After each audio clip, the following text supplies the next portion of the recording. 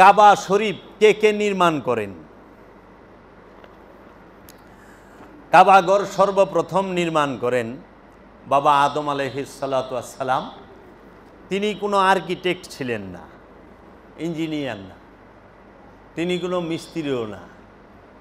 বিষয়টা হইল কি, আল্লাহর মহব্বতে আল্লাহর ঘর বানানোর জন্য তিনি যখন কাবা ঘরের দেয়াল নির্মাণ করেন, নির্মাণ করেই আদম আলাইহিস সালাতু ওয়াস সালাম ওই ঘরের চতুর্পাশে ঘুরতাছে আর দেখতাছে যে কেমন হইল, আল্লাহ কিছু কয়নি কি, ঘুরতাছে আর দেখতাছে যে হ্যাঁ কোনোখান দেয়ই নাকি একদম লেবেল করে দিয়েছে তাও না, কিন্তু সে দেখতাছে। এই ঘুরতে ঘুরতে উনি 7 পাক দিছেন। ওইটাই আজও পর্যন্ত হজের মধ্যে সুন্নত হইয়া রইছে, ওয়াজিব হইয়া রইছে যে 7 পাক অবশ্যই পালনীয়। আপনি দেখবেন, বুঝার ক্ষেত্রে বলি, আপনার ছোট্ট বাচ্চাটা যদি কোনো সময় মানে প্রথম জীবনে প্রথম কোনো কিছু রান্না করে, কোনো কিছু বানায়, খাইতে দেয়, বাবার মুখের দিকে চায়া থাকে, বাবাই তো খাইতে আছে অন্যদিকে, কিন্তু বাচ্চা মুখের দিকে চায়া রয়েছে, বাবা একটু প্রশংসা করে কিনা। বাবা যখন মুখে দিয়ে ওহ মা অনেক মজা হয়েছে, আসলে লবণ হোক চাই না হোক মজা হচ্ছে, কিন্তু বাবা প্রশংসাটা করে, তখন সে খুশি বাচ্চা। তাই বাবা আদম আলাইহিস সালাতু ওয়াস সালাম যখন এই কাবা গৃহটি নির্মাণ করেন, আল্লাহ রাব্বুল আলামিন তার প্রশংসা করেন। কাবাঘর এর জন্য সম্মানিত, সর্বশ্রেষ্ঠ, কারণ ঘরটি বানাইছেন আল্লাহর নবী। কে বানাইছে? আল্লাহর নবী, আল্লাহর রসুল, আল্লাহর আব্দুহু, আল্লাহর বান্দা আদমে।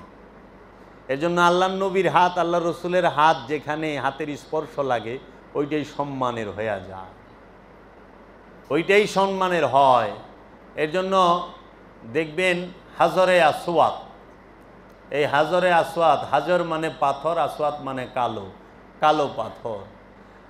এখন ঐতিহাসিকগণ বলেন এবং কিতাবেও এসেছে, বড় বড় আলেম মুহাদ্দিসগণ লিখেছেন যে কাবাঘরের সাথে যে হাজরে আসওয়াদ লাগানো, কাবাঘর যখন হাজ্জাজ বিন ইউসুফ ভাঙে তখন ওই হাজরে আসওয়াদ পাথরের ব্যাক পার্ট, সামনের না ভেতরের সাইড সাদা, এটা বলে হোয়াইট স্টোন ছিল, সাদা পাথর ছিল। ইব্রাহিম হযরত আদম আলাইহিস সালাতু ওয়াস সালাম এই পাথরের উপরে বসতেন, এইটা ওনার আসন ছিল। বলা হয় যে হাজরে আসওয়াদ হচ্ছে বাবা আদমের বসার আসন, কারণ আগে তো এরকম চেয়ার টিয়ার ছিল না সেই যুগে, মিস্ত্রি পাইব কই, এত পাথরের উপরেই বসছে। এই জন্য আল্লাহর নবী যে পাথরের উপরে বসে, আল্লাহর নবী আল্লাহর রসুল যে আসনের উপরে বসে, সেইটাকে চুম্বন করা ওয়াজিব। দেখেন না হজে যায় হাজরে আসওয়াদ চুম্বন করে, হাজরে আসওয়াদ চুম্বন করলে গুনাহ মাফ হবে। কেন গুনাহ মাফ হবে? বলে জান্নাতি হাজর, মানে জান্নাতি পাথর। তো জান্নাতি পাথর কেন হইল? বাবা আদমের বরকতে হইছে। আদম আলাইহিস সালাতু ওয়াস সালাম যেহেতু বসছেন, তার জন্য এটা সম্মানিত। অন্য দুনিয়ায় অনেক পাথর আছে, জান্নাতে অনেক পাথর আছে, সব পাথরে আদম আলাইহিস সালাম বসে নাই, আল্লাহর নবী আল্লাহর রসুল আল্লাহর বান্দা বসে নাই। আল্লাহর বান্দা যে আসনে বসে সেটাকেই ভক্তি শ্রদ্ধা করে। তাই তো দেখবেন হাকিকতে আমরা যারা পীর মুরিদি, আমরা যারা মুর্শিদ মানি, অলি মানি, যে আমাদের মুর্শেদের আসন যেটা আমার মুর্শেদ বসে, সেইটাকে আমরা ভক্তি দেই, সালাম করি, শ্রদ্ধা করি, সম্মান করি, ইজ্জত করি, মাথায় তুলে রাখি, হেফাজত করি, কারণ এটা আমার মুর্শেদের আসন। তাই প্রথম কমপ্লিট ম্যান, পরিপূর্ণ মানব যিনি বাবা আদম, তাকে আপনারা তাহার আদম আলাইহিস সালামের বসার স্থান হাজরে আসওয়াদকে আপনারা আজও পর্যন্ত চুম্বন করতেছেন।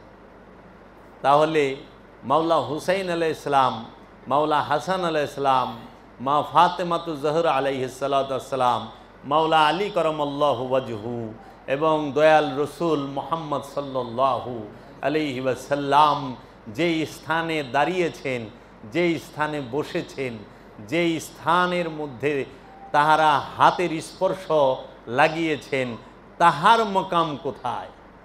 আমরা কি এই মুসলমান জাতি সেই স্থানকে সম্মান করতে পেরেছি? না, আমরা বুলডোজার দেয় এই মুসলমানেরা ভাঙছে, ওয়াহাবিরা ভাঙছে। চায়া দেখেন।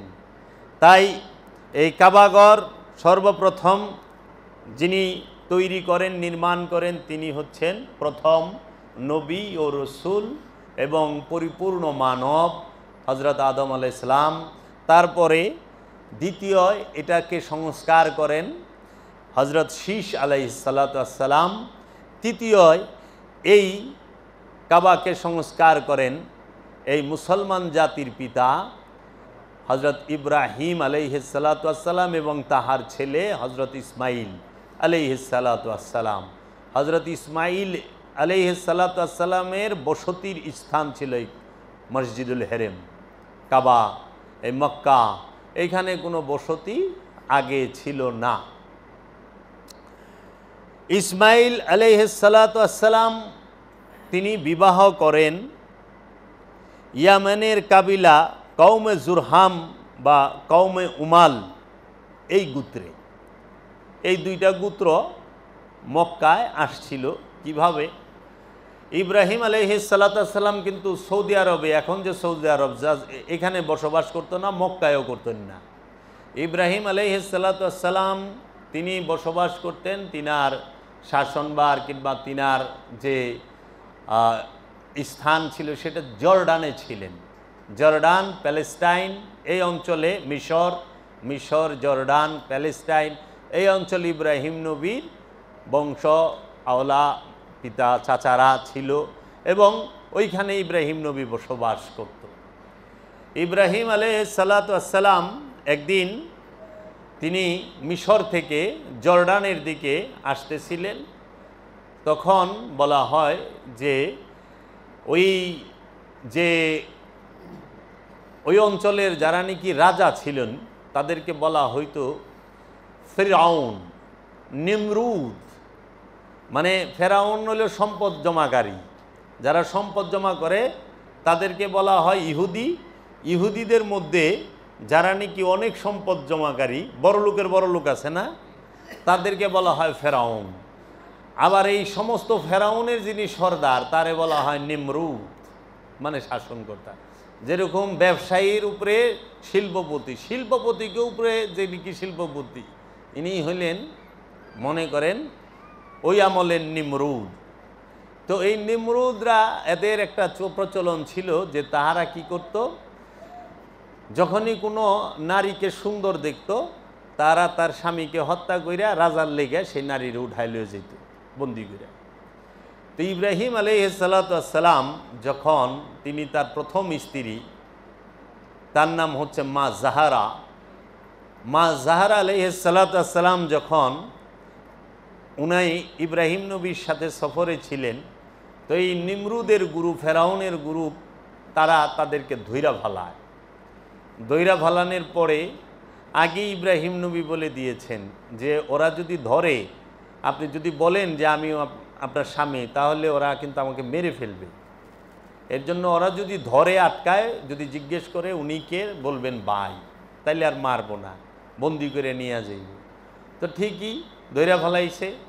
তো এখন ইব্রাহিম নবী তো শিখাই দিছে, উনিও দেখলো যে স্বামীরে ভাই কয় কেমনে।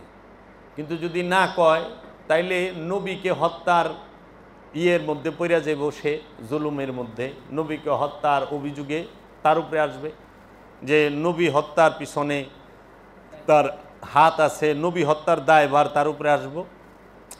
মা জাহারা কি করলো, যখন তারা ধরলো, বলল যে এই ইনি কে, তখন বলছে যে ইনি আমার ভাই। তাই দুজনের বন্দি, মা জাহারা দেখতে অনেক সুন্দর ছিল, বন্দি করে নিয়ে গেছে রাজার দরবারে। রাজার কাছে যাওয়ার পরে রাজায় দেখছে, তো ইব্রাহিম নবীরে পাশের রুমে রাখছে, খাবার দাবার আপ্যায়ন যত্ন হচ্ছে। এইদিকে রাজা কথা অনুযায়ী তার লোকজনেরা মা জাহারারে সাজায় গুজায় আনছে। তো রাজা তার সাথে তার মনোবাসনা ছিল মেলামেশা করবে। তো যখনই রাজার সামনে রাজা যায় মা জাহারার সামনে, ওই হাত পা অবশ হয়ে আসে একদম, মানে সে আর নড়াচড়াই করতে পারে না, একদম অবশ হয়ে আসে। আবার যখন পিছিয়ে আসে ঠিক হয়ে যায়। তো প্রথমবার মনে করছে হয়তো এমনি হাত পাও জিঞ্জি টিঞ্জি লাগছে, এরকম কিছু। দ্বিতীয়বার যখন গেছে তখনও দেখে এইরকম হাত পা বাঁকা হয়ে আসে এবং ঝিঞ্জি, মানে একদম অবশ হয়ে যায় সব। পরে আবার উনি পিছপা হয়। তৃতীয়বার যখন যায় তখন এই একই অবস্থা হয়। তখন রাজা বুঝতে পারছে যে এখানে অন্য কোনো কারণ আছে। তখন রাজা জিজ্ঞেস করছে, আপনি কে, আপনার পরিচয় বলুন। তখন মা জাহারা বলছেন, আমি তো ওই রকম কেউ না, কিন্তু আমার যে স্বামী তিনি নবী, তিনি রসুল। সে কোথায়, সে কে? বলে যে ওই যে আপনারা যারা ওই পাশে রাখছেন তিনিই আমার স্বামী। তো বলছে যে আপনি যে ভাই বললেন, কি বলবো আমি, জান তো বাঁচাইতে হবে। তখন রাজা দৌড়াইয়া ইব্রাহিম আলাইহিসসালামের কাছে যান এবং তাহার কদম মোবারকে সেজদায় লুটাইয়া পড়েন এবং তাহার কাছে ক্ষমা প্রার্থনা করেন, আমার ভুল হয়ে গেছে, বেদবি হয়ে গেছে, আমাকে আপনি ক্ষমা করেন। আমি আপনাকে সসম্মানে আপনার স্ত্রী সহ এখান থেকে যাবার ব্যবস্থা করে দিচ্ছি এবং যত দ্রুত পারেন আপনি এই স্থান ত্যাগ করেন। তখন যখন যাবে ইব্রাহিম আলাইহিসসালাম জর্ডানের দিকে, এমন সময় ইব্রাহিম আলাইহিসসালামকে রাজার তরফ থেকে অনেক উপহার সামগ্রী দেওয়া হইল, সাথে স্পেশাল একটা উপহার দেওয়া হইল যে ওই রাজ দরবারে যে নাকি সবচেয়ে সুন্দর এবং সবচেয়েতে ছিল, সম্মান ইজ্জতদার ছিল যে দাসী এই ইব্রাহিম নবী, ওই রাজার, তাকে উপহার হিসেবে ইব্রাহিম আলাইহিসসালামের কাছে দিলেন।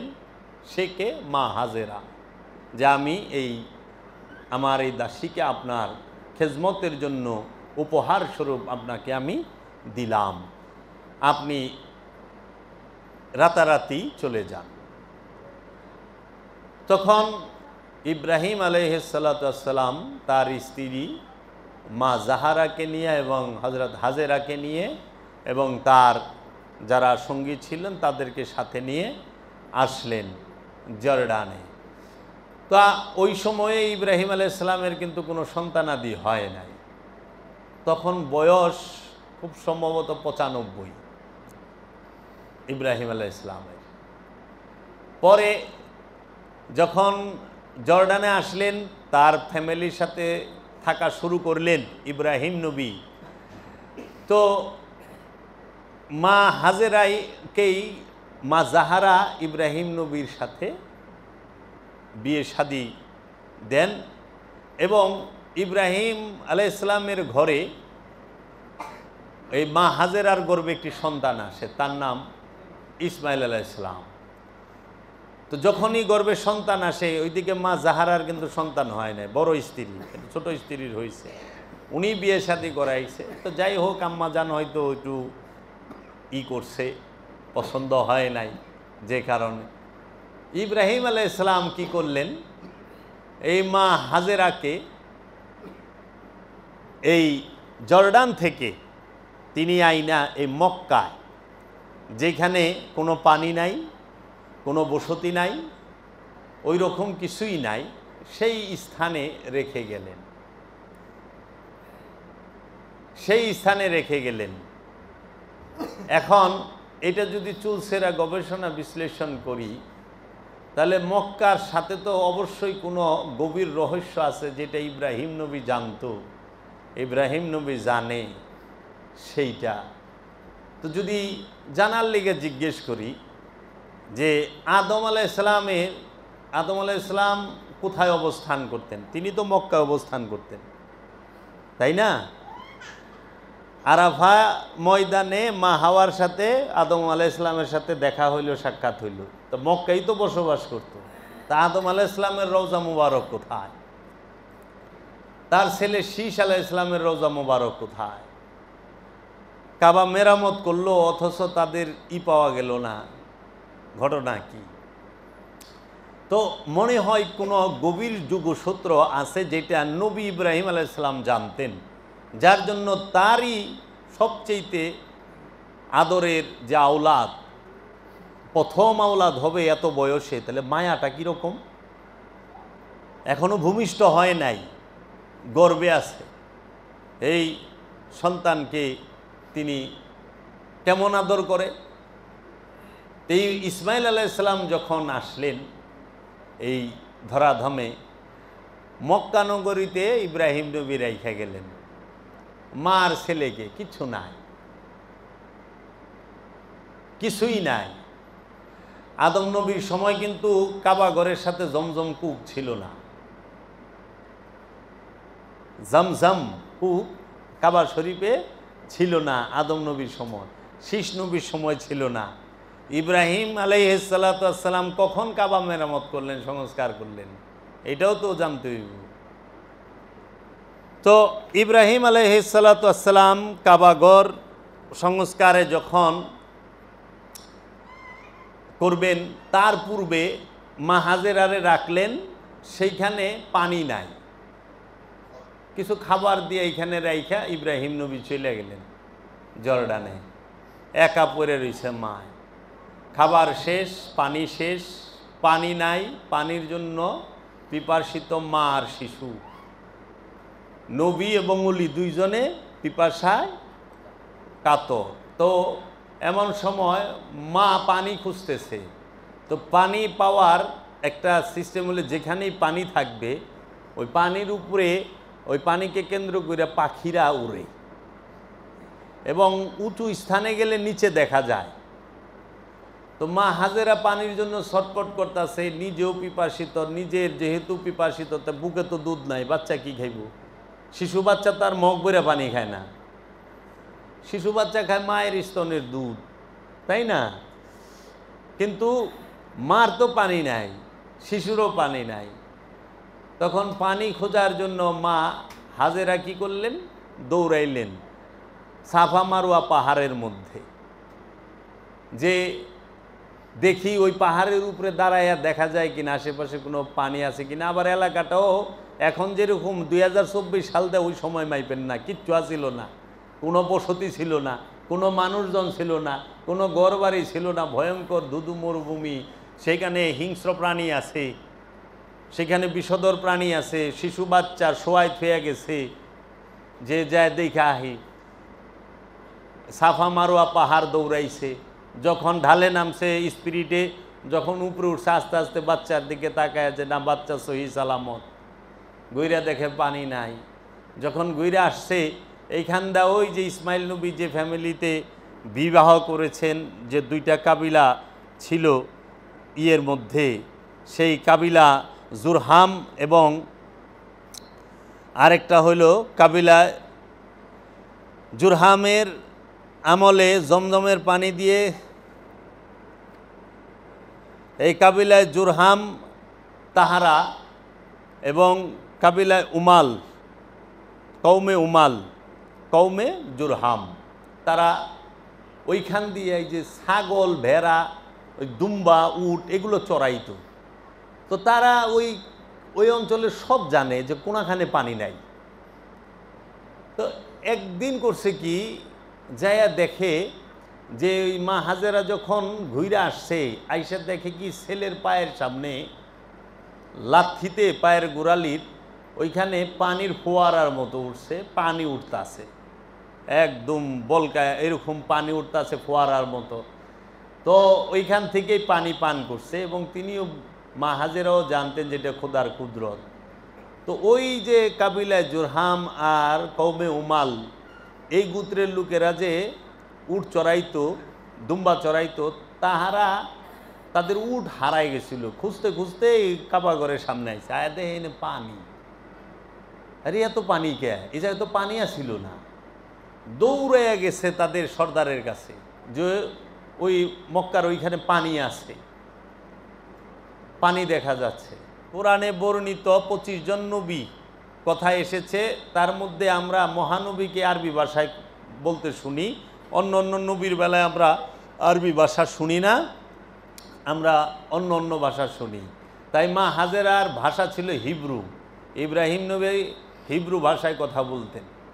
তো ইব্রাহিম আলাইহিস সালামের স্ত্রী মা হাজেরা তিনি তখন ওই কূপেরে বলছে, পানি যেখান থেকে উঠতেছে তাকে বলছে জম জম।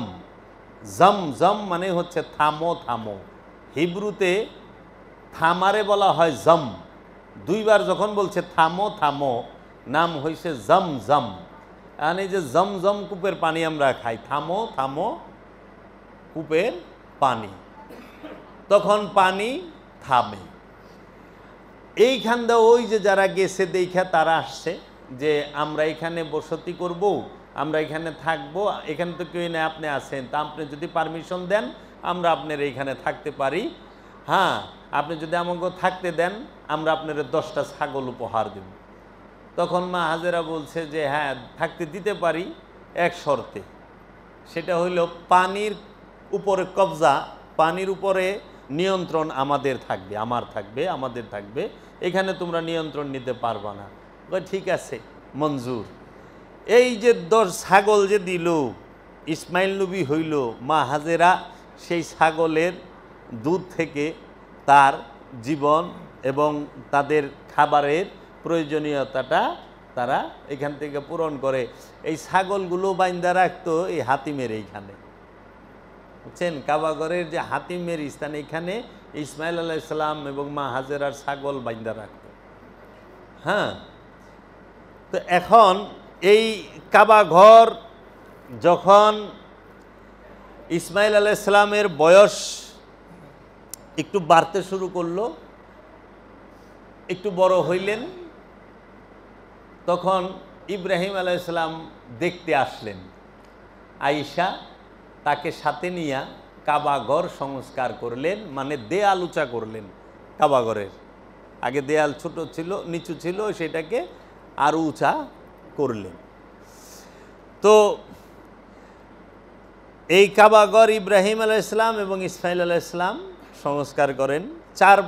চতুর্থবারে যে কাবা সংস্কার করেন সেটি হইল কওমে উমাল কাবা নির্মাণ করেন, কাবা সংস্কার করেন। তারপরে 6 নাম্বার, ষষ্ঠবারের মতো কাবাঘর যিনি সংস্কার করেন, এবং কাবাঘরের কিন্তু আগে ছাদ ছিল না, কাবাঘরের ছাদ ছিল না। আদম নবীর সময় কাবার ছাদ ছিল না, ইব্রাহিম নবীর সময় কাবার ছাদ ছিল না, তারপরে কওমে উমালের বেলায়ও কাবার ছাদ ছিল না, শীষ নবীর বেলায়ও ছিল না, এবং কাবিলায় জুরহামের বেলায়ও ছিল না। তাহলে কাবাঘরের ছাদ সর্বপ্রথম কে দেয়? সেটি হইল কুসাই বিন কেলাব, যিনি ছিলেন রসুলের বড় বাবার দাদা। রসুলের দাদা আব্দুল মুত্তালিব, তার পিতা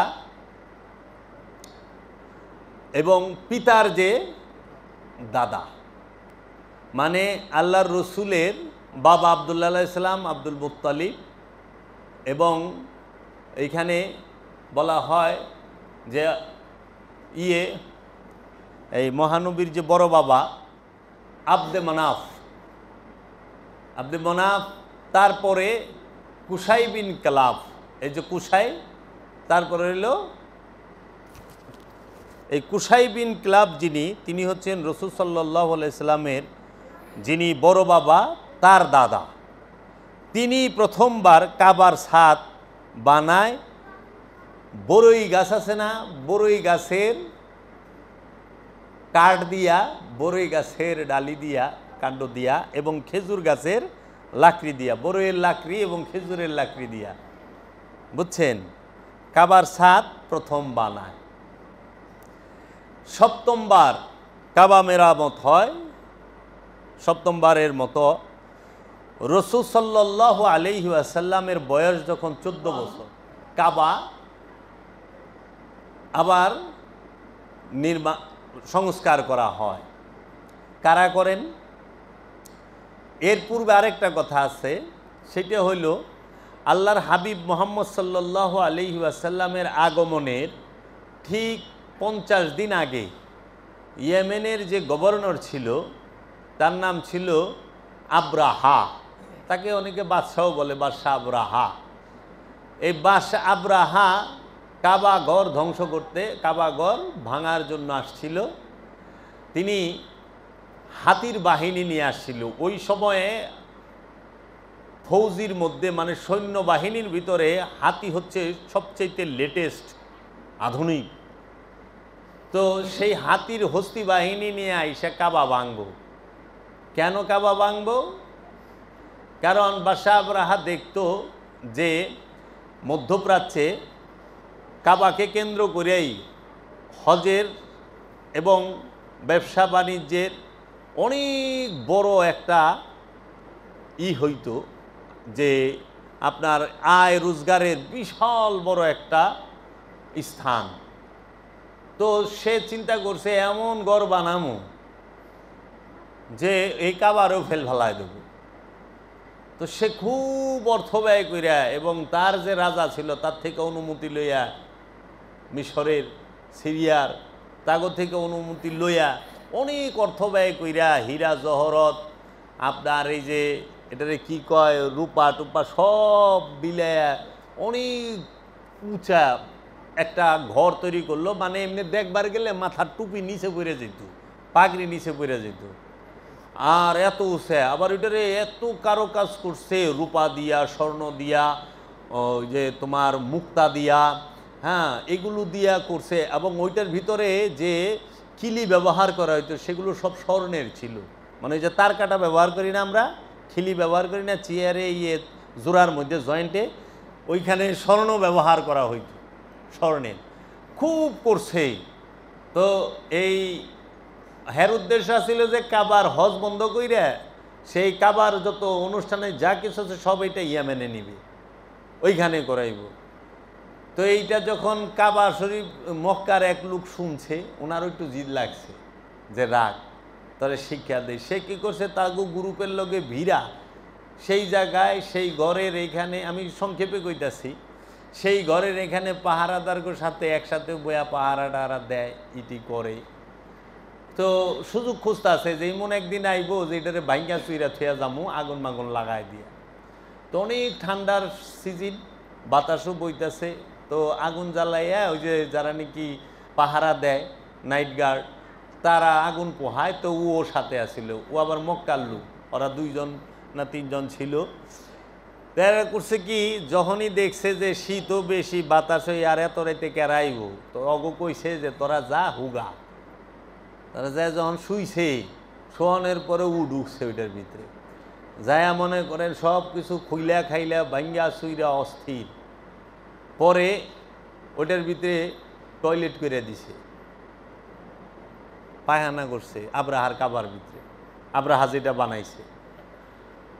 আর এটা কইরা ভাঙ্গা চুইরা দামি দামি জিনিস যা ছিল সব গাঠিতে বইরা যখন বাইরে দিছে দৌড় গোড়া লয়া, এমন সময় খুঁজে যে উকো আর এটি ভাঙ্গা চূড়া কে ভাঙছে কে, কয় ওই যে 2 জনরে তো দেখি না, এই 2টা তো তাহলে জাসুসা ছিল, ওই 2টারে খুঁজ।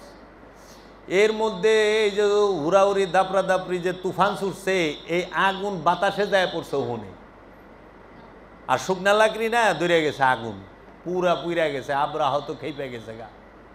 আব্রাহা এখন এই কাবা যে আমার এখানে এটা করছে, ওইটা মক্কার লোক, তা আমি ওকে ছাড়ম না, আমি কাবা আক্রমণ করব। তা কাবা আক্রমণ করার লেগা বাদশাহ আব্রাহা তিনি হস্তি বাহিনী নিয়ে আসেন। আসার পরেই উনি যখন ওনার বাহিনী নিয়ে আসতেছে, রসুলের দাদা আব্দুল মুত্তালিব হেরা পর্বতে আগে থেকেই উনি মুরাকাবা মুশাহেদা করতেন। হেরা পর্বতে কিন্তু রসুলের দাদা আব্দুল মুত্তালিব মুরাকাবা করতেন, মুশাহেদা করতেন।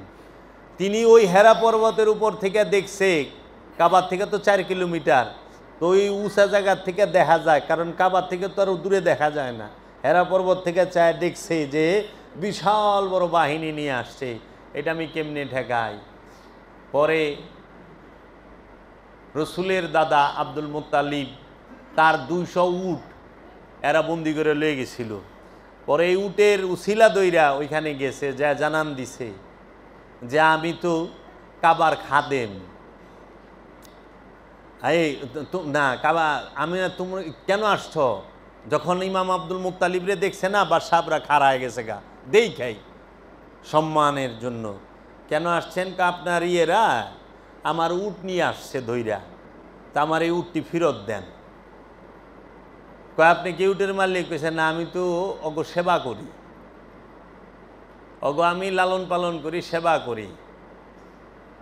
হ্যাঁ, তখন তিনি এই উট ছোটায় আনে এবং তার পরিস্থিতিটা, তার সৈন্যবাহিনীর, তার সমস্ত কিছু সে দেখা আসে। আইসা দেখে যে সম্ভব না, তখন হেরা পর্বতের উপরে দাঁড়ায়া ফরিয়াদ করে রসুলের দাদা আব্দুল মুত্তালিব যে আল্লাহ তোমার ঘর তুমি রক্ষা করো, এত বড় বাহিনীর সাথে আমি কুলাইতে পারবো না। তখন আবাবিল পাখি আয়া এই বাদশাহ আবরাহার হস্তি বাহিনীরে চাবানো ঘাসের মতো কইরা দেয়। তাহলে কথা হইল, তাহলে আল্লাহর রসুলের দাদার ফরিয়াদ দিই সঙ্গে সঙ্গে আল্লাহ শুনল। আর আমাদের সমাজের যারা নাকি অনেক জ্ঞানী গুণী আরবি জানা পণ্ডিত মানুষ, তারা তো তাদের ইমানদারি বলতে চায় না, নওজুবিল্লাহ মিন জালিক। আল্লাহর কাছে ফরিয়াদের সাথে সাথে আবাবিল আইল। আর এই যে আপনারা শিখার বারবার লইছেন, আমরা শিখার বারবার লই নাই, কিচ্ছু শুনে না নাকি গো? আপনি আর হেরা সমান গেল। কাবাগর সপ্তমবার সংস্কার হয় আল্লাহর রসুলের বয়স যখন 14 বছর, জাহিরি বয়স, বাহ্যিক বয়স। 14 বছর বয়সে কাবা শরীফে এমন ভারী বর্ষণ হয়, বৃষ্টি হয়, চতুর্দিকে পাহাড় তো, মাঝখানে কাবা। ওই পাহাড়ি ঢলে কাবাগরের মাশরিকি এবং শিমালি যে দেওয়াল, সেইটা ফেটে যায়, ধইসা যায়, ভাঙ্গা যায়। এখন ওই ফেটে যাওয়ার পরে কাবা মেরামত করতে হবে। ওই সময় তো আল্লাহর রসুল নবুয়ত ডিক্লেয়ার দেয় নাই, তো ওই সময় কাবাগর কার কবজায়? আবুল আহাব, আবু জাহেল, আবু সুফিয়ান, তারপরে উতবা, মুগিরা, তারপরে মৌলা আলীর বাবা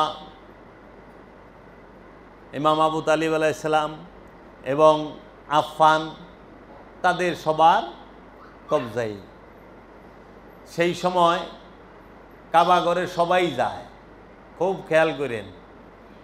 কাবার বিরোধী কিন্তু মবিয়া, আবু সুফিয়ান ছিল না। কাবার বিরোধী কিন্তু সাহেবা, উকবা, মারওয়ান এরা ছিল না। কাবার বিরোধী কিন্তু এই ওয়ালিদ বিন উতবা, তারপরে আপনার খালিদ বিন ওয়ালিদ, মুগিরা, আবুল আহাব, আবু জাহেল, এরা কেউই ছিল না। বাইদিকে বয়, এরা কেউই ছিল না। ছিল কে? কাবার বিরোধিতা ছিল না, তারা রসুলের বিরোধিতা করছে, কাবার বিরোধিতা করে নাই। কেন কাবার বিরোধিতা করে নাই? অবশ্যই তো কোনো না কোনো কারণ আছে। কাবা শরীফ কেন এত সম্মানিত, তারও কারণ আছে। আল্লাহর হাবিবের বয়স 14। সেই সময় কাবায় যে বৃষ্টি হয়, ভারী বর্ষণে দেয়াল ফেটে যায়, তখন কাবা সংস্কার করব, অর্থ সংগ্রহ করলো। কি আমরা কোনো হারাম অর্থ নেব না। আরে যাগো আপনারা কোন ইমানই নাই, হ্যাঁ গো অর্থ আবার হালাল হয় কেমনে নাকি গো? ওনারা কোনো হারামের অর্থ দিয়ে কাবা সংস্কার করব না। যাই হোক, তারা চাঁদা ধরছে। ওই সময়কার যারা ছিলেন সবাই চাঁদা ধরার পরে কাবাগর নির্মাণ করবে। ওই সময় কাবা ছিল এই হাতিম সহ, এই হাতিম, এটাকে হাতিম বলা হয়। এই হাতিম পর্যন্ত কাবাগর ছিল অনেক বড়। এই হাতিম পর্যন্ত কাবাগর ছিল। এখন এই কাবার দেয়াল ফাটছে কে ভাঙবো? কারণ আল্লাহ রসুলের আবির্ভাবের 50 দিন আগে যে মোজেজা, যে জালালি দেখছে, এখন ওই কাবার দিকে চাইতেও তো ডরায়। এই দেয়াল না ভাঙলে কিভাবে দেয়াল মেরামত করব। তখন জিদ্দার বন্দর থেকে পাথর সংগ্রহ করা হইল। যে পাথরগুলো আপনার ওই জাহাজ এসে বাড়ি লাগছে, ফাইটে গেছে, এরকম পাথর ক্রয় করা হইল, সংগ্রহ করে জেদ্দার থেকে মক্কায় আনা হয়। এনে যখন তারা কাবা মেরামত করবে, ওই দেয়ালকে ভাঙবো, কেউ সাহস পায় না। তখন খালিদ বিন ওয়ালিদের পিতা মুগিরা তিনি বললেন, হে রব্বে কাবা, আমি তো শহীদ করতেছি কাবার দেয়াল সংস্কারের জন্য, মেরামতের জন্য, ধ্বংসের জন্য না, আমাকে ক্ষমা করেন, আমি এই কাজে হাত দিলাম, এটা আমার খালেস নিয়ম। তখন তিনি এই দেয়াল ভাঙেন, ভাঙ্গা নতুন করে এই সংস্কার করেন। সংস্কার করার সময় তখন পুরো কাবাঘর করার মতো অর্থ এবং সম্পদ ছিল না, তাদের কাছে ম্যাটেরিয়াল ছিল না এবং অর্থের সংকট ছিল। তখন তারা কি করে, এটা শরীয়তি বলে, আমি যা মেজাজি সেটা বলতাছি। তখন এই হাতিম বের করে দিয়ে এই পর্যন্ত আনে, হাতিমটা বাহিরে থাকে। আগে কাবা ঘর ছিল হাতিম সহ ভিতরে, তা হাতিম সহ যখন ভিতরে থাকে তাহলে সেখানে বলা হচ্ছে হজরত ইসমাইল আলাইহিস সালাতু ওয়াস সালাম এবং মা হাজেরার রওজা মুবারক। এইটা আবার যেন তেন লোকে বলেন নাই, কিতাবের নাম তারিকে মক্কা। এই কিতাবের লেখক হজরত হাসান বসরি, মাওলা আলীর খলিফা হাসান বসরি, তিনি সাহাবি এবং তাবেঈন। হ্যাঁ, যেই সেই না, উনি লেখা দিয়েছে উনার তারিকে মক্কা কিতাবের মধ্যে যে এই হাতিমে কাবার ভিতরে হাজারে ইসমাইল এবং হাজারে হাজেরা, হজরত ইসমাইল আলাইহিস সালাম এবং মা হাজেরার রওজা মুবারক, এর জন্য এই স্থান এত সম্মানিত। কেন? কারণ ইহুদি মানে মুসা নবী, ঈসা নবী এবং মুহাম্মদ সাল্লাল্লাহু আলাইহি ওয়াসাল্লাম, এই তিনজনই ইব্রাহিম নবী এবং ইসমাইল নবীর ঘর থেকে আসছে। এই তিনজনই ইসমাইল নবীর বংশধর, তাইলে ইসমাইল নবীর মিল্লাত, তাহলে এটা তো জাতি মানে সব নবীদের সম্মানের জায়গা। আপনি সবার বড় বাবা, সবার বাবা এবং সবার দাদা, সব নবীদের দাদা বাবা। এখানে আর একটু জেনে রাখা ভালো, কোরআনে বর্ণিত 25 জন নবী, 25 জন নবীর মধ্যে 18 জন নবী আসছে ইব্রাহিম নবীর ঘর থেকে, ইব্রাহিম নবী সহ।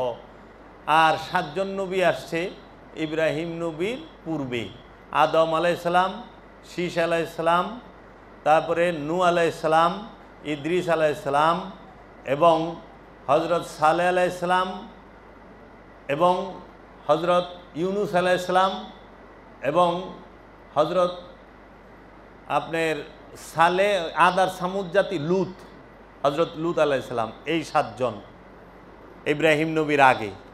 আর বাকি 18 জন নবী ইব্রাহিম নবীর গড় থেকে, বুঝছেন? তো এই কাবা যখন হাতিম থেকে বের করে, হাতিম যখন বের হয় কাবা থেকে, এইটা হইল অর্থনৈতিক সংকটের কারণে হয়েছে, কিন্তু এইটা কাবার ভিতরেই রাখছে এইভাবে ইউ দিয়ে। হাদিসে আছে যে একদিন মা আয়েশা রাদিয়াল্লাহু তাআলা আনহু বললেন, আম্মা জান, যে আমি কাবা ঘরের ভিতরে প্রবেশ করব। আল্লাহর রসুল হাত দুইটা ধইরা নিয়ে হাতিমের দাঁড় করায় দিলেন, তুমি এইখানে দাঁড়াও, এইটাই কাবার ঘরের ভেতরের অংশ, এই যে এইখানে, এটা কাবা ঘরের ভেতরের অংশ। এই হাতিমে যদি কেউ দাঁড়াইতে পারে, সে কাবা শরীফের ভিতরেই, কাবা ঘরের ভিতরেই দাঁড়াইছে। তাহলে আমরা জানলাম যে কাবা ঘরের প্রথম ছাদ দেয় কে? আল্লাহর রসুলের যিনি দাদার বড় বাবা, মানে বড় বাবার যিনি দাদা, আল্লাহর রসুলের বড় বাবার যিনি দাদা, তিনি হইলেন কুসাই বিন কেলাব। কুসাই বিন কেলাব তিনি কাবাগরের প্রথম ছাদ দেন। আর আল্লাহর রসুলের বয়স 14 বছর, তখন কাবা মেরামত করে, কাবার ফাটা দেওয়াল ভাঙ্গে। এই কাবার দেয়াল ভাঙতে সবাই ভয় পায়। ওয়ালিদ বিন মুগিরা তিনি কাবার দেয়াল ভাঙেন এবং জেদ্দার বন্দর থেকে পাথর কিনে কাবার মেরামত করেন।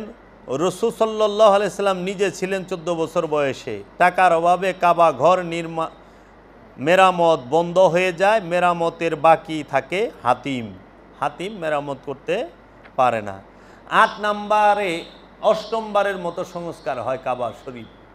সেটি কে করেন?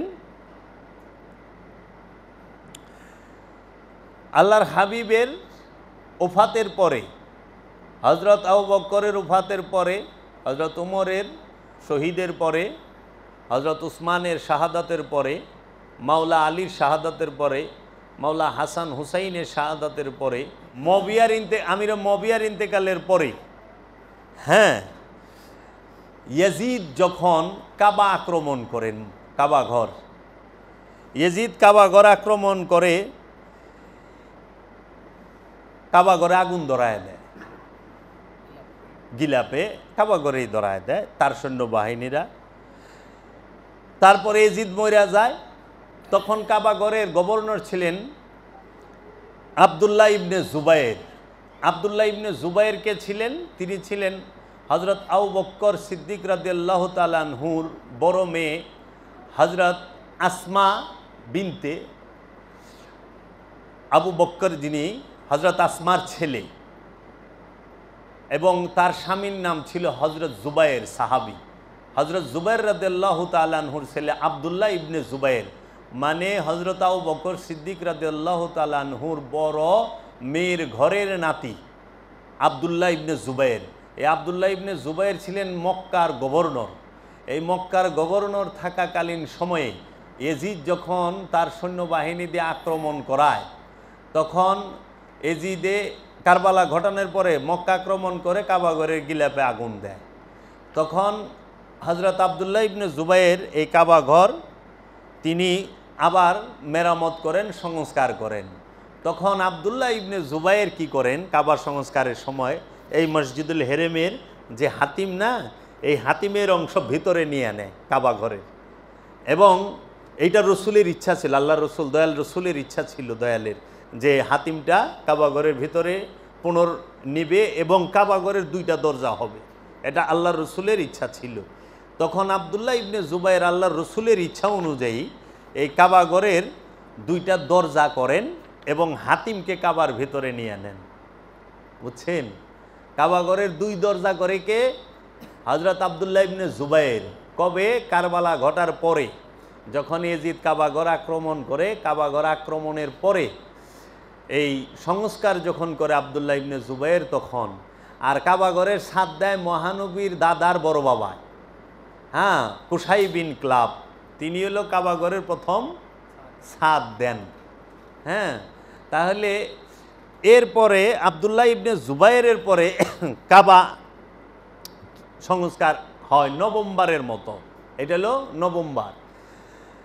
কাবা আক্রমণ করেন এবং আবদুল্লাহ ইবনে জুবায়েরকে আক্রমণ করেন কে? হাজ্জাজ বিন ইউসুফ, যিনি ইসলামের হিটলার ছিলেন। ইসলামের হিটলার বলা হয় রক্তপিপাসু হাজ্জাজ বিন ইউসুফ।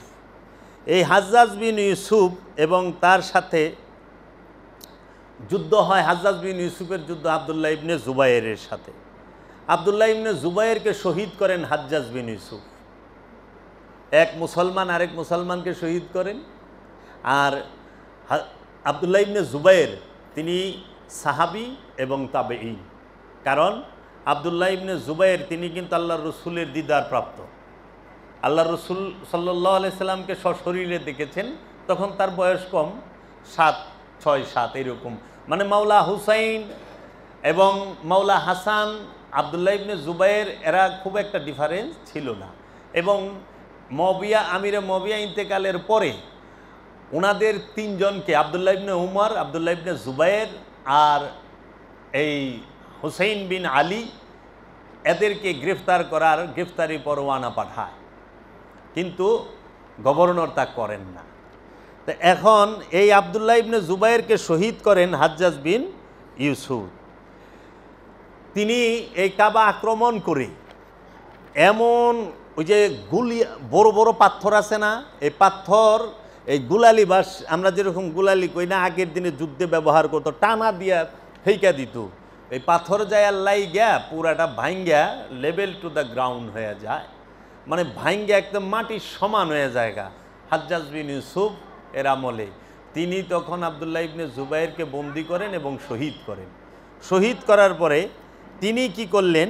এই কাবাঘরকে আবার মনে করেন মেরামত করলেন, পুনর্নির্মাণ করলেন হাজ্জাজ বিন ইউসুফ। সে ওই সময় কি করলো, আবার কাবা শরীফকে আপনার হাতিমকে কাবা থেকে আলাদা করলো, এবং 2 দরজা ছিল কাবা ঘরের, আব্দুল্লাহ ইবনে জুবাইর ইনি সংস্কার করছেন, তখন আবার একটা বন্ধ করে 1 দরজা রাখলো এই হাজ্জাজ বিন ইউসুফ। এবং এই হাজ্জাজ বিন ইউসুফই কুরআনুল মাজিদের মধ্যে জের জবর পেশ, খারা জবর খারাজের, 2 জবর 2 জের 2 পেশ এবং তাসদিদ নুক্তা গুন্না এগুলো সব সংযুক্ত করে। কারণ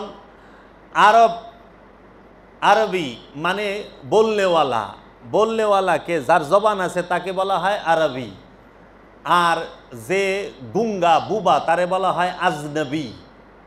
আজনবীকে যে বলতে জানে না।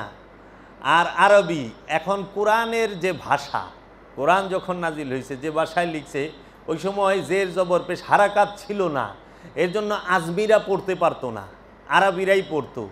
তাই হাজ্জাজ বিন ইউসুফের আমলে এই চেষ্টাটা করা হইলো যে শুধু আরবিরা না, আরবের পাশে যেরকম মিশর আছে, প্যালেস্টাইন আছে, এই আরও আশেপাশে যে অঞ্চল আছে এরাও যেন পড়তে পারে। তখন এই কুরআনুল মাজিদের মধ্যে আরবির সাথে এই অ্যালফাবেটের সাথে হারাকাত যুক্ত করে, মদ যুক্ত করে, ছোট মদ বড় মদ, মদ আছে 1 আলিফ 2 আলিফ 3 আলিফ যে মদগুলো, এগুলো সব সংযুক্ত করেন হাজ্জাজ বিন ইউসুফ। এবং তিনি একটা বোর্ড করে দেন, এবং অনেক আলেম আছেন তাহারা এই বোর্ডের মধ্যেই হয়ে তারা এটাকে সম্পাদন করেন কর্মটা। তারপর হাজ্জাজ কাবা মেরামত করে, তারপর তিনি আবার কাবা থেকে হাতিম বের করে দেয়। তারপর হজরত ইমাম মালিক ইবনে আনাস, হজরত ইমাম মালিক ইবনে আনাস বলেন, উনি ফতোয়া জারি করেন যে কাবার নকশা এবং তামির মানে মেরামত আর বদল করা যাবে না, নিষিদ্ধ। ইমাম মালিক ইবনে আনাস তিনি এই ফতোয়া জারি করেন। 10ম বার 960 হিজরিতে বাদশাহ সুলেমান কাবার ছাদ বদল করে দেয়। তিনি আগে ওই যে লাকড়ির ছিল না, সেইটাকে তিনি মেরামত করে তিনি দেন, আর একটু উন্নত করেন স্ল্যাবের মতো। তারপরে 11 বার মানে 11তম সংস্কার 1039 হিজরিতে বৃষ্টির পানিতে 1039 হিজরিতে বৃষ্টিতে পানি দেওয়ালের উপর এসে পড়ে এবং পূর্ব ও দক্ষিণ দেয়াল ফেটে ভেঙে যায়। সুলতান মুরাদ শাহর আমলে তিনি এইটাকে মেরামত করেন। তারপরে 12তম সংস্কার 1417 হিজরিতে পাথরের মধ্যখানে যে মশালা দেয় না, সিমেন্ট বালিটা যে দেয়, এই মশালা ছিল তাহা সরিয়ে নতুন মশালা, নতুন টেকনোলজি, জেদিদ মশালা, জেদিদ টেকনোলজির ধারায় বিন লাদেন কোম্পানি যে আরবের বিন লাদেন কোম্পানি সেটাকে সংস্কার করেন এবং ওইটার ভিতরে দেন। এবং কাবা ঘরের যে পাথর দিয়া তৈরি সেটার যে একটু ছিল, বাড়তি অংশ ছিল, সেটুকু কেটে সমান করেন কাবা ঘর। হ্যাঁ, তারপরে এই সংস্কারের কাজে বিন লাদেন কোম্পানি অগ্রণী ভূমিকা রাখেন এবং সেটা হয়। তারপরে কাবা শরীফে, পবিত্র কাবা ঘরে উপহার দেওয়ার রীতি ছিল। হ্যাঁ, উপহার দিত কাবা ঘরে। কাবা ঘরে উপহারকে দিয়েছেন ইমাম আব্দুল মুত্তালিব। তিনি সোনার হরিণ পাওয়ার পর কাবার নজর করেছেন 2টি সোনার হরিণ। হেরান কয় ওই যে যুদ্ধে জয়লাভ করে না, মানে বাদশাহ আবরাহা যখন আইছিল প্রচুর মাল লই আইছিল, যখন আবাবিল পাখির লুরানি খাইছে না, জিনিসপত্র থুইয়া সব ফালায় থুইয়া সব থুইয়া তো গেছে গা। তো ওই মাল তিনজনে নেয়। একজন হলো মহানবীর দাদা আব্দুল মুত্তালিব, আরেকজন হলো হজরত উসমানের বাবা হজরত আফফান, হ্যাঁ, আরেকজন হইল এই যে আব্দুর রহমান ইবনে আউফ, এই আবদুল্লাহ ইবনে মাসুদ খুব সম্ভবত। এই তিনজনে যখন এই মাল পায়, ওইখান থেকে এই উসমান রাদিয়াল্লাহু তাআলা আনহুর বাবা ধনী, বুঝছেন, ওই মালের থেকেই। এবং উট তো পাইছে, দুম্বা পাইছে, হাতি পাইছে, সবই তো পাইছে, স্বর্ণ পাইছে। তো মহানবীর দাদা কাবা করে এই স্বর্ণের হরিণ দেন। ওমর রাদিয়াল্লাহু তাআলা আনহু যুদ্ধে ফতে মাদাইনের যে যুদ্ধ হয়েছে, সেইখানে যুদ্ধে বহুত স্বর্ণ জয়লাভ করেন। তার থেকে 2টি সোনার চাঁদ এই কাবা ঘরে তিনি দেন, নাজার করেন, নাজরানা দেন। ওই চাঁদ 2টা কাবা ঘরে ঝোলায় রাখে স্বর্ণের। তারপরে আব্দুল মালিক বিন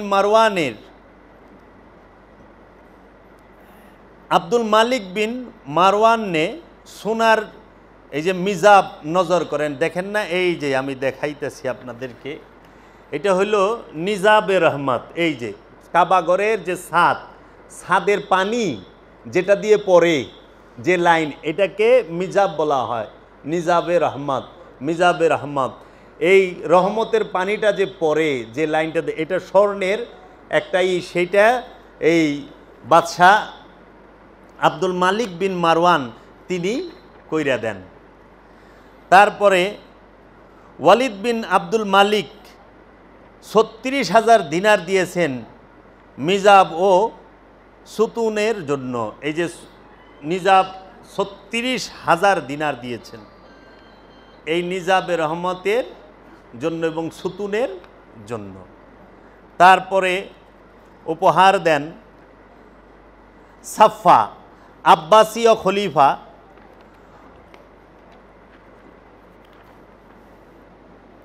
জুমুররুদ দিয়া বানানো পেয়ালা, তারপরে রকাবি নজর দিয়ে যাহা লটকানো হয়েছে, এই যে পেয়ালা এবং কলস বানায় না, কলস, সেইটা দিছেন আব্বাসীয় খলিফা সাফা। হ্যাঁ, তারপরে খলিফা আমিন বিন হারুনুর রশিদ 18,000 দিনার খানায় কাবার নজর করেছেন, সোনার পাত্তি বানিয়ে যেন কাবা ঘরের দরজায় লাগানো হয়। স্বর্ণের পাত্রি বানায়া, ওই যে পট্টি বানায় না এবং জোড়া দেয় না সুন্দর করে, আমরা এই যে বিভিন্ন কোণারে লাগাই, বিভিন্ন স্থানে লাগাই, তার জন্য তিনি দিয়েছেন। বেশিরভাগ দান এটা বাদশারাই করছেন। খলিফা মামুনুর রশিদ তিনি একটি সোনার বড় শিকলে বড় রকমের ইয়াকুত কার নজর করেছেন, বড় রকমের ইয়াকুত। এখন ওই যে বলে ইয়াকুত, হ্যাঁ, হীরাও কয়, আবার মুক্তা আছে না, জুমুররুদ, ইয়াকুত, এই হীরা মুক্তা, মানে হীরার আরবি কি? হ্যাঁ, ডায়মন্ড হলি ইংলিশ। হ্যাঁ, স্বর্ণের আরবি কি? হ্যাঁ, কে রে? হ্যাঁ, বুঝছেন তো। কাজেই আমরা তো এই যে স্বর্ণ, রূপা, তারপরে যেরকম জুমুররুদ, ইয়াকুত, তারপরে জাহাব, আবার ওই যে এটারে কি বলে, এই যে রূপা রে, এগুলাই তো আমাকে সাধারণ মানুষের জানা নাই। অনেক আরবি জানা মানুষও কইতে পারে না। ওই ধর তো, এরা অনেক ব্যস্ত হয়ে গেছে গা। তারপরে মোতাওয়াক্কিল, যে কাবার কোনায় সোনার পাত্রি লাগায়, চৌখাট চাঁদির লাগায়, মানে রূপার চৌখাট, কাবাঘরের চৌখাট কিন্তু রূপার চৌকাট লাগায়। মাকামে ইব্রাহিমের নিকটে চাঁদির ঘেরা, মানে এই যে রূপার ঘেরা বানিয়ে সোনার কলস যার মধ্যে মূল্যবান মতি, ইয়াকুত, জুমরুদ ইত্যাদি লাগানো ছিল তাহা নজর করেছেন খানায় কাবায়, যাহা দরজায় লটকানো হয়েছে। খানায় কাবার দরজায় লটকানো হয়েছে। খলিফা মুতাসিম বিল্লাহ, যিনি 1000 মিসকাল, মানে আমরা বলি ওই যে 1000 গ্রাম কিংবা 1000 বড়ি, 1000 মিসকাল সোনা দিয়ে কুফল মানে তালা, কুফল বানায়, বুঝছেন, কাবাগরের দরজায় নজর করছে। তাহলে কাবাগরের তালাটা বানায় দেয় কে? খলিফা মুতাসিম বিল্লাহ, স্বর্ণের তালা বাবা, 1000 মিসকালের, অনেক দাম। আচ্ছা, খলিফা মুক্তাদির বিল্লাহ কাবার সুতুনের সোনার পাত্রী বানিয়ে দিয়েছেন, প্রতিটি বাদশাহ কিছু না কিছু নজর করছে। এরপরে আস্তে আস্তে কাবার জিনিস চুরি করা শুরু হয় বলে এগুলো কারা কি, তারা বলে এগুলো করা কি দরকার, ওর পরে থেকে কাবার জিনিসও চুরি করে। কোন এই যে মসজিদে যে চুরি হয়, দরবারে চুরি হয়, এটা নতুন কিছু না, কাবা করে চুরি হয়েছে। তারপরে ওই যে ইসমাইল নবী যে গোত্রে বিবাহ করছে, কৌমে উমাল আর কৌমে জুরহাম, এই কৌমে উমাল আর কৌমে জুরহাম, ইসমাইল নবী 2 বিয়ে করছে। কিন্তু কৌমে উমালে ওই বউ আবার বালা না, খালি ওই শ্বশুর আইছে, ইব্রাহিম নবী আইছে, জিগাইছে মা কি মন আছো, সংসার কি মন চলতেছে, আর বালা আসি মোটামুটি কোনো এসে। তখন উনি তো ছেলের সাথে দেখা হয় নাই, উনি গেছে বাহিরে কর্মে, এর জন্য মেসেজ দিয়ে গেছে ওই কোড ওয়ার্ডের মতো যে ভালো না, সংসারের পরিস্থিতি ভালো না, বদলাইবার চাইলে তুমি করো। পরে বউই ভালটা হেলাইছে, বাবাই কয়ে গেছে, বুঝা গেছে, কারণ যে বউ জামাইয়ের বদলাম করে হ্যাঁ কোনোদিন ভালো স্ত্রী নয়। স্বামী শত অভাবে থাকো, শত অনটনে থাকো, কিন্তু স্বামীর দুর্নাম যে করে সেই স্ত্রী কখনো ভালো হয় না। এর জন্য ইব্রাহিম নবী কয়েছে বউই ভালটা হেলা। হ্যাঁ, আচ্ছা, কাবাগরের দরজা কে লাগায়? আপনারা তো কাবাগরের দরজা যে কাবা শরীফের, এটা কিন্তু অনেক দামি বাবা। কাবা শরীফের দরজা যিনি লাগান 1979 সালে বাদশাহ খালিদ, 1979 সালে বাদশাহ খালিদ 280 কিলো থেকে 300 কিলো স্বর্ণ দিয়ে বাইতুল মসজিদুল হেরেমের তথা কাবা ঘরের দরজা তৈরি করে দেন। 280 থেকে 300 কিলো স্বর্ণ দিয়ে 1979 সালে আপনার বাদশাহ খালিদ এই দরজা বানায়া দেয়। আপনি চিন্তা করেন 79, এখন হইল আপনার 25, 45 বছর 46 বছর আগে, তাই না? 80 থেকে 2000 আর 25, 46 বছর আগে। হ্যাঁ, বাদশাহ খালিদ তিনি বানায় দেন, কিং খালিদ। আচ্ছা, এই কাবা ঘরের মধ্যে আমরা কি পাই? বাইতুল্লাহ, হাজারে আসওয়াদ, রুকনে ইয়ামানি, রুকনে শামি, রুকনে ইরাকি, রুকনে হাজারে আসওয়াদ, হাতিম তথা হাজারে ইসমাইল, মাতাফ, সাফা ও মারওয়া। কাবার দরজা লেগেছে পূর্ব দিক এবং হাতিম হচ্ছে উত্তর দিকে। কাবার শরীফের দরজা লাগছে পূর্ব দিকে এবং হাতিম উত্তর দিকে। এখন হাতিম এটা হচ্ছে হাজারে ইসমাইল, হজরত ইসমাইল আলাইহিস সালাতু ওয়াস সালাম এবং মা হাজেরার রওজা, মাজার, কবর, এইটা হচ্ছে হাতিমের ভেতরে। দলিল তারিখে মক্কা কিতাবের নাম, লেখক হজরত হাসান বসরি। অধ্যায় আর পৃষ্ঠা নাম্বারটা নিজের ভিতরে রাখলাম, কারণ ধরে তো রাখান লাগবো কিছু, নাহলে তো আবার হেরা বড় ইয়ে যাবো, এইটার কয়ে পারবো না। ওইটা আমি তারই পৃষ্ঠা অন্য আলোচনা করে দেবো, ওইটা একটা ইয়ে থাক। হ্যাঁ, পরে হাজারে আসওয়াদ এটা হচ্ছে কাবা ঘরের পূর্ব ও দক্ষিণ কর্নারে, রুকনে ইয়ামানি পশ্চিম ও দক্ষিণ কর্নারে, রুকনে শামি উত্তর পশ্চিম কর্নারে, রুকনে ইরাকি উত্তর পূর্ব কর্নারকে বলা হয়। মিজাবে রহমত উত্তরে হাতিমের কাছে উপরে। কাবাগরের ছাদের পানি যে লাইন দিয়ে হাতিমে পড়ে সেটাকে বলা হয় মিজাবে রহমত। মিজাবে রহমত। এই পানি পাওয়ার জন্য সবাই চাতক পাখির মতো চায়া থাকে। হ্যাঁ, তারপরে মাকামে ইব্রাহিম, কাবা ঘরের দরজার পূর্ব দিকে মাকামে ইব্রাহিম। মাকাম মানে রাজ্য, ইব্রাহিম আলাইহিস সালামের রাজ্যকে বলা হয় মাকামে ইব্রাহিম। এই মাকামে ইব্রাহিমের কথা আছে কুরআনে সূরা বাকারার 125 নম্বর আয়াতে, ওয়াত্তাখিযু মিন মাকামে ইব্রাহিমা মুসাল্লা। তোমরা মাকামে ইব্রাহিম থেকে মুসল্লা গ্রহণ করো, নামাজের স্থান। ইব্রাহিমের রাজ্য হইতে সলাতের স্থান গ্রহণ করো। এখন এইটা আমানুদেরকে বলছে, মানুষদেরকে বলছে। তাইলে আমার তো টাকা নাই, আপনার তো টাকা নাই, আপনি কেমন থেকে সলাতের স্থান গ্রহণ করবেন? ওইটা তো সার্বজনীন হইল না, একটা জাতের হইল, তাই না? তাইলে এটা কিন্তু বলে নাই কদমে ইব্রাহিম কিংবা সূরায়ে কদমে ইব্রাহিম। ওইখানে ইব্রাহিম আলাইহিস সালামের কদম মুবারকের ছাপ আছে এবং ওইটার সূরা মানে আমরা ছবিও দেখি। তো সেই কদমের কথা বলে না, মাকামের কথা বলছে। মাকাম মানে রাজ্য। সেই মাকাম কারা? প্রত্যেকটা নবী রসুলই হচ্ছে ইব্রাহিম আলাইহিস সালামের মাকাম। প্রত্যেকটা ওলিয়ে কামেলি হচ্ছে ইব্রাহিম আলাইহিস সালাতু ওয়াস সালামের মাকাম। এই ইব্রাহিম আলাইহিস সালাতু ওয়াস সালামের মাকাম যারা, তারা ওলিয়ে কামেল। আর এই ওলিয়ে কামেল গো কাছে যখন মানুষ বায়াত গ্রহণ করে তখনই সে সলাতের মুসল্লা গ্রহণ করলো। এখন সেই ওলিয়ে কামেলকে তিনি ইমাম মাইনা তার সাথে আল্লাহ এবং আল্লাহর রসুলের সাথে সংযোগ যোগাযোগ প্রচেষ্টায় দাঁড়াবে সর্বক্ষণ সর্বসময়, বুঝছেন? তারপরে মাতাফ।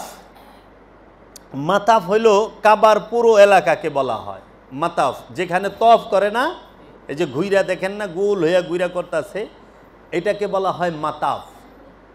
আর কাবা ঘরের একদম এই যে এখানে যদি আমি আপনাদের দেখাই, হ্যাঁ আপনারা একটু ক্লিয়ার হবেন।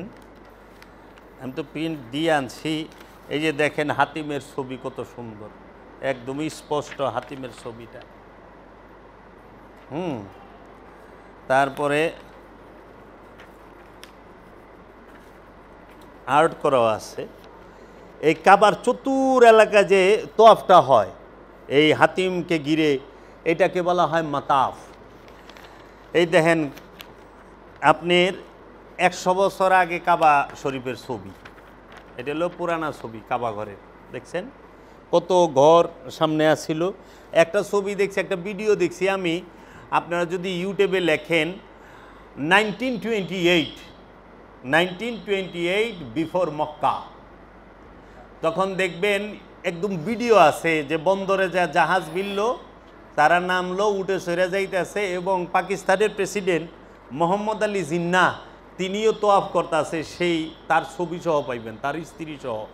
সেইখানে অনেক ঘর টর আছে, এগুলা ভাইঙ্গা টাইঙ্গা সব সমান করছে। এবং জমজম কূপ থেকে নিয়ে আপনার কাবা ঘর থেকে জমজম কূপ পর্যন্ত অসংখ্য নবীর মাজার আছে, অসংখ্য নবীর মাজার।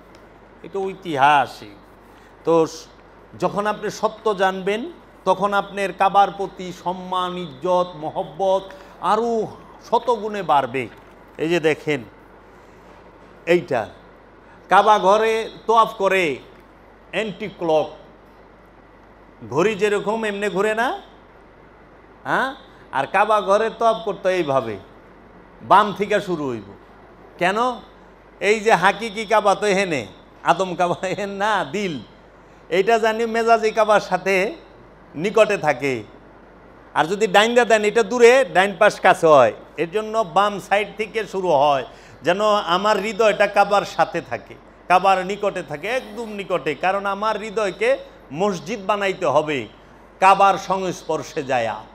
কাবাকে কেন্দ্র করে মসজিদ তৈরি হয়, কাবাঘরকে কেন্দ্র করে। এর জন্য অ্যান্টি ক্লক তোয়াফ শুরু হয় 7 বার ঘুরে। এই 7 পাক ঘুরে কেন? কেন ঘুরে? কারণ ঘুইরা খুঁজে যে আমার হৃদয় কাবার মধ্যে এবং মেজাজি কাবার ভিতরেও কি কোনো প্রকার লোভ মোহের মূর্তি কিংবা কোনো প্রকার শিরকের মূর্তি আছে কি না। এইটি যদি পায় সব বাইর করে দিব, বাইর করে কাবা পুত পবিত্র রাখবে। কেন? তোয়াফকারীদের জন্য, এতেকাফকারীদের জন্য, রুকুকারীদের জন্য, সেজদাকারীদের জন্য এবং সালাত ও যাকাত আদায়কারীদের জন্য। এইটা ওয়াদা নিছে আল্লাহ ইব্রাহিম এবং ইসমাইল আলাইহিস সালাম থেকে, যে আপনি এই কাবাকে পবিত্র রাখবেন। তারপরে মাতাফ থেকে কাবার পুরো এলাকাকে বলা হয় কাবা তোয়াফ। কোথায় থেকে শুরু করতে হয়? হাজারে আসওয়াদের কণার থেকে শুরু করতে হয় কাবা তোয়াফ। যারা হজ করবেন হাজারে আসওয়াদের কণার থেকে, মানে রুকনে হাজারে আসওয়াদ, এইখান থেকে তোয়াফটা শুরু হবে। এবং কাবাঘরের যে গিলাফ তাকে বলা হয় কিসওয়া, কাসওয়া বলে। কাসওয়া হচ্ছে কাবাঘরের গিলাফ। এখন কাবাঘরের নিকটে কি কি আছে? উত্তরে কাবাঘরের হাতিম, পূর্বে আছে কাবাঘরের দরজা, এবং হাজরে আসওয়াদের কোণার থেকে এবং দরজা পর্যন্ত এখানে 2 মিটার জায়গা আছে। 2 মিটারে বলা হয় 6 ফিট, মানে 5 থেকে 6 ফিট স্থান আছে। এই জায়গাটাকে বলা হয় মুলতাজিম।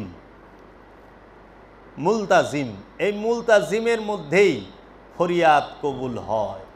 এই যে ফরিয়াদ করে না এই জায়গায় দইরা, মুলতাজিমে, বুঝছেন? এই যে হাজরে আসওয়াদের কোণার থেকে দরজা, এর যে 2 মিটার জায়গা আছে, এইখানে দেখবেন যে হজের ভিডিও দেখলেও থাপায় ধরে রয়েছে। এই জায়গাকে বলা হয় মুলতাজিম। সাফা এবং মারওয়া, এইটা 2টা পাহাড় হচ্ছে কাবাঘরের। সাফা পাহাড়টা হচ্ছে কাবাঘরের পশ্চিম দক্ষিণ কর্নারে, আর মারওয়া পাহাড়টা হচ্ছে হাজরে আসওয়াদের এই কোণার এই সাইডে। তো এই স্থানটাকে সাফা এবং মারওয়ার যে দূরত্ব, এই দূরত্বটাকে বলা হয় আল মাসা। আল মাসা, এটার দূরত্ব হলো 450 meter, half kilo. 450 meter, half কিলোমিটারের মতো এটার দূরত্ব। তো এই হাজরে আসওয়াদ ও দরজার মাঝখানের যে স্থানকে বলা হয় মুলতাজিম, 4 থেকে 5 ফিট কিংবা 2 মিটার। এখন কাবার দক্ষিণ পশ্চিম কোণারে সাফা পাহাড়। এই পাহাড় কাবার কিছু নিকটে, যাকে এই দূরত্বটাকে মাসআ বলা হয়। মারওয়া পাহাড় হচ্ছে দক্ষিণ পূর্ব কোণারের একটু দূরে, হাজরে আসওয়াদের দক্ষিণ পূর্ব কর্নারের একটু দূরে। মাসআ মানে মাসার দূরত্ব হলো 450 মিটার। সাইয়ে বলা হয় সাফা ও মারওয়া পাহাড়ের মাঝে দৌড়ানোকে। এই যে সাফা মারওয়ার পাহাড়ের মাঝে যে আমরা দৌড়াই, এটাকে বলা হয় সাইয়ে। হ্যাঁ হ্যাঁ হ্যাঁ, সাই, মা হাজেরা যে দৌড় পারছে।